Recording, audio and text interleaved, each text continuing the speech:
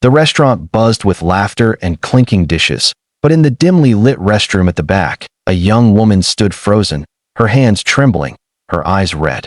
Emily Carter, a waitress barely in her mid-20s, stared into the cracked mirror, fighting back tears. Moments ago, her manager, Mr. Blake, had cornered her in this very room. "You think you can talk back to me, huh?" he had hissed, his face inches from hers. "You're just a waitress. You do as I say. You're lucky I even let you keep this job." His words burned like acid in her chest. Emily bit her lip, trying to stay composed. The bathroom smelled of bleach and soap, but all she could smell was humiliation. She didn't know that at that very moment, in the parking lot outside, her husband, Lieutenant Ryan Carter, a decorated Navy SEAL, was sitting quietly in his truck, waiting to surprise her after his deployment. Ryan had returned home a week early. He'd missed her so much that he decided not to tell her. He wanted to see her face light up when he walked into the restaurant where she worked. But instead, as he stepped out of the truck, he froze.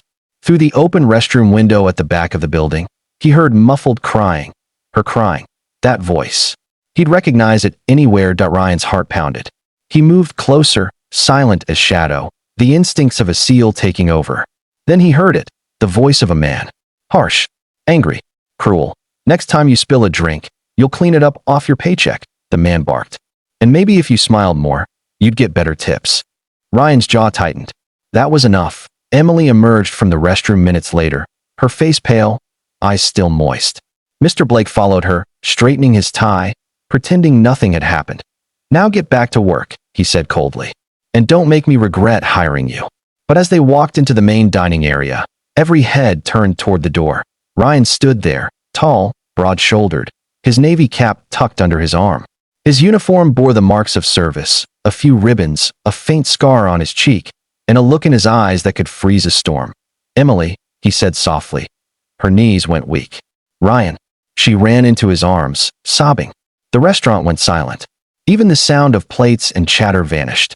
Mr. Blake's smug smile faltered. "Who are you?" he asked, stepping forward. Ryan turned his gaze toward him, calm but lethal. "Her husband." The manager's throat bobbed. "Oh, well, I was just what?"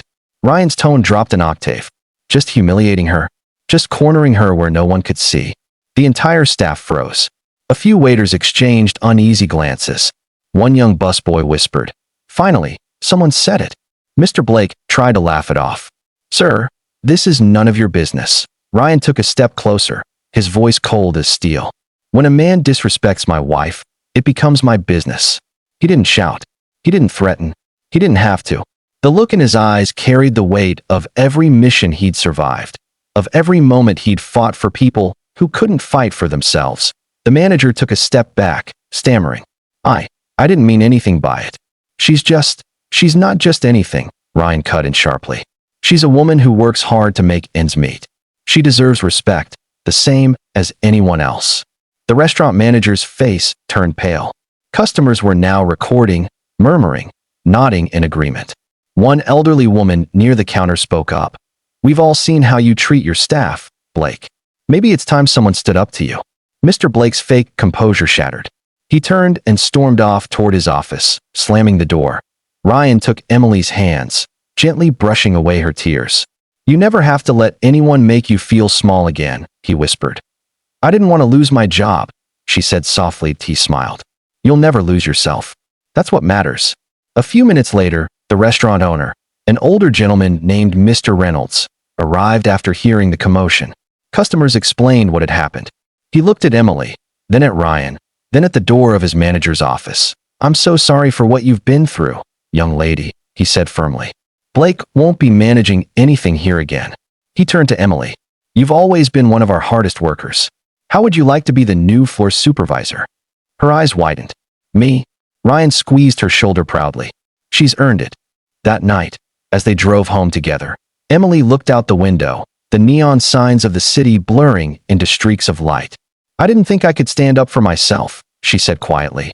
Ryan smiled, eyes on the road. "Sometimes it takes someone believing in you before you remember your own strength." She reached over and took his hand. "Thank you for being here." He shook his head. "Always was. Always will be." Weeks later, the restaurant's atmosphere changed completely. Emily was respected, The staff worked together like family, and kindness replaced fear. Word spread about what happened that night, and it inspired other workers in town to speak up when they were mistreated. One small act of courage had sparked something bigger, because sometimes standing up for what's right doesn't take anger. It takes love. And as Emily watched her husband leave for his next mission, she whispered through tears, not of fear this time, but of pride. Come back safe, my hero. Message: respect should never depend on status or uniform. Everyone deserves dignity, whether they wear a suit, an apron, or a badge. And sometimes, real strength lies not in how loud we shout, but in how fiercely we protect what's right.